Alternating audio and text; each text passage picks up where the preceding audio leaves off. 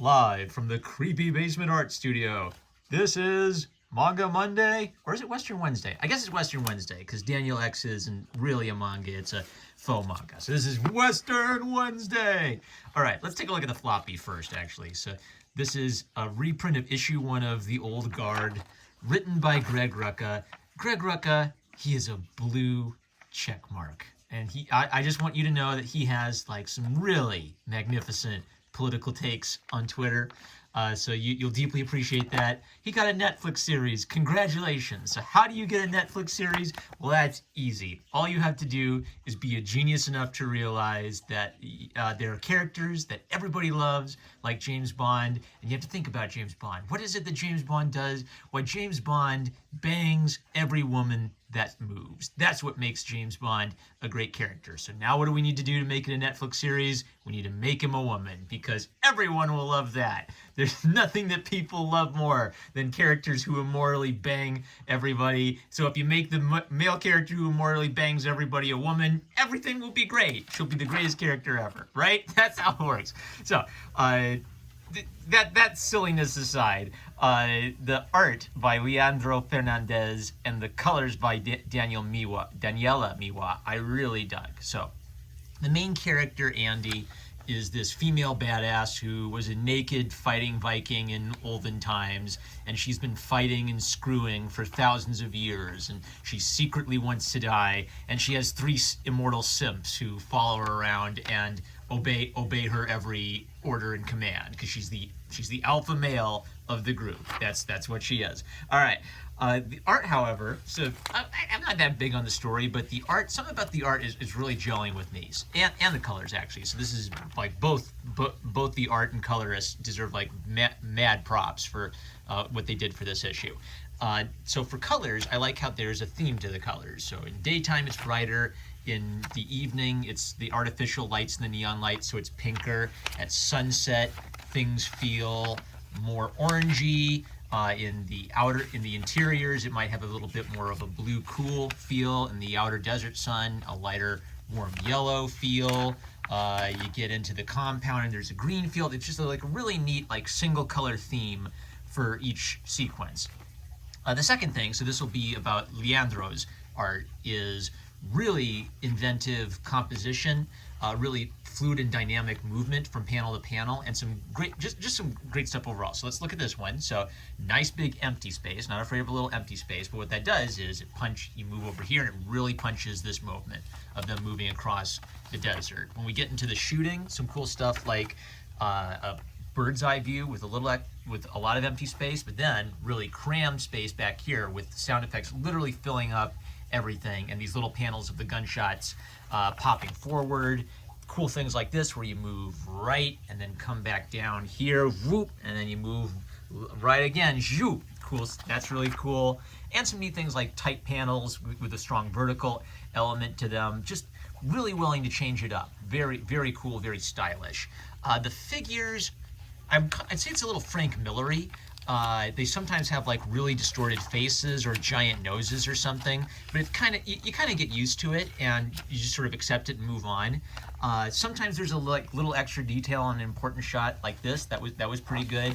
And there are a lot of shots with really strong light sources. Let me see if I can find an example. Like this. So they'll have like a really bright light, rays of light pouring in and kind of obliterating certain details, which is true because if you're in a dark situation, there's bright light. That's going to make it harder for you to observe details because the contrast between the light and dark is so jarring. So it most reminds me of Frank Miller and Sin City, where he was drawing in a rougher style than his older professional style, but it's much more memorable because it's got all of this like really solid black and really solid white work and a lot of really interesting noirish lighting. So it wouldn't surprise me if Frank Miller was like a big inspiration for these artists, and I think they're picking up on like some of the strengths of Frank Miller's noirish art style. So really interesting art style. Can't speak for the Netflix series, but if you want to get a Netflix series, just have a girl who bangs men all the time and bosses them around and is a badass epic commander, tough girl, immortal dude banger for all history, and that everyone will love it. Everyone loves a woman who's like that. Who wouldn't love that? All right, Daniel X by James Patterson. So this is the second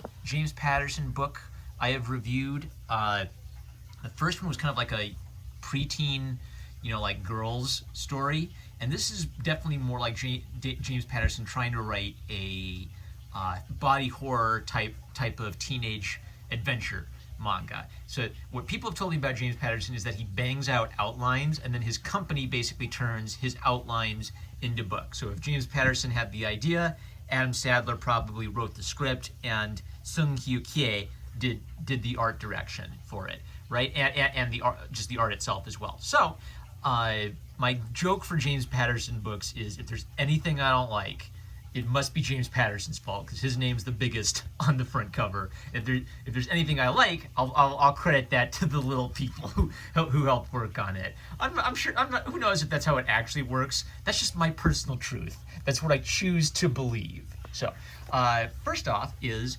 when James Patterson makes a manga, he tries to make it feel like what manga people actually like. So it's got like a really good manga artist brought on to it. It has some silly billy humor as they kind of like react to comedic situations. Some of the body horror stuff fits with other kind of like horror manga I've read, where they'll have to fight like an alien who like tricks you into getting into its car and then will try to ingest you slowly. That kind of a thing, right? Like gross, nasty alien demons that Daniel X has to hunt and kill. Now, for some reason, my library only had volume 3 of this. I was mostly able to follow it. So it's pretty easy to follow that Daniel X is like an alien hunter, and he uses his powers to fight all of these evil alien demon types that he runs into. What didn't make too much sense is what his relationship to his friends are. At some point, they actually talk about how he has imaginary friends, and he has the power to make what's in his imagination come to life, and his real friends died. So I got the distinct impression that all of these teenagers on like the Scooby-Doo adventure with him are recreations of the friends he lost, but I could never tell if that meant they were figments of his imagination or if it just meant he magically brought his friends back to life after they were dead, because they talk to him and react like they're living people with their own personalities and thoughts. Unfortunately, not a lot of them make a strong impression. Like Dana's clearly the girl he likes or liked before she died, but a lot of the others just seem to be along for the ride, and they go out and check things out. But really, Daniel X is the only one who does anything serious to fight any of their foes. So guys like this vampire show up, and he's got like these 2 cool scars on his face that open up to reveal gross, mouths within mouths, like I've seen before in like body horror kind of manga, but there tends to be like really cheesy boomer humor, like, "You can call me Vlad, and no, I'm not trying to be funny." It's Joss Whedon-y. It's trying to do like Joss Whedon-y quips and one-liners in the midst of a serious situation, and a lot of them just don't work. The last James Patterson book I read was Jackie Ha, which was tough because it was about a girl who's a class clown and trying to be funny, and I didn't find the book particularly funny. Though I did like, this is the second time I've read a James Patterson book, and I've kind of liked the basic setup, and I thought it was very imaginative, but I didn't like the execution that much.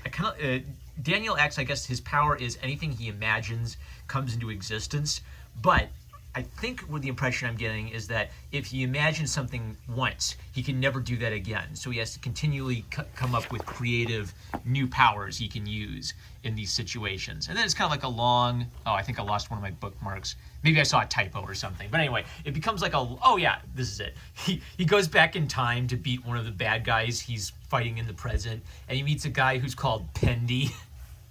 As in Arthur Pendragon. You know what? It was corny, but I'm actually not going to fault him, because that's a pretty good way of like introducing King Arthur. And if a kid hasn't actually read a good King Arthur book, they probably won't know that Arthur's last name is Pendragon.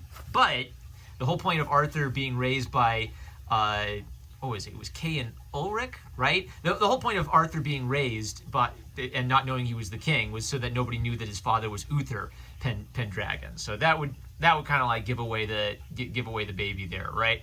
Like the cat out of the bag. Just some cool stuff like, oh, what if Merlin was a little kid? What if Merlin was an alien hunter? Okay, that's pretty cool. It's just a, I enjoyed this part. The only thing is, it's a whole chunk of the story where Daniel's off on his own and his friends aren't there with him doing anything. So it just kind of like raises the question of why are his friends even hanging out with him and going on the adventure with him? They don't do that much. So fun, really good art. It's kind of like a fun, like use your superpowers in a creative way. Setup. I like the idea of that superpower, like the idea you could have a godlike power to create anything.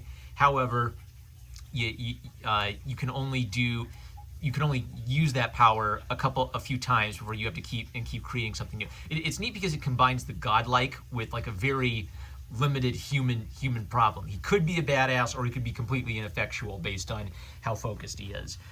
Pretty neat. So I think you could learn a lot from James Patterson and how James Patterson approaches the business of books and sees like every shelf at a library or every shelf at an airport. James Patterson's thinking, how do I get onto that space? How do I get that free real estate for my books? And so he cranks out thousands and thousands of books, but he actually does make sure that if you liked manga and you picked this up, you'd probably really enjoy this. And it is a scary, kind of has like a scary monster body horror element to it, but nothing that's like beyond the realm of a PG-13 movie. So really good way of balancing it for a normie audience. All right, we're gonna call it there.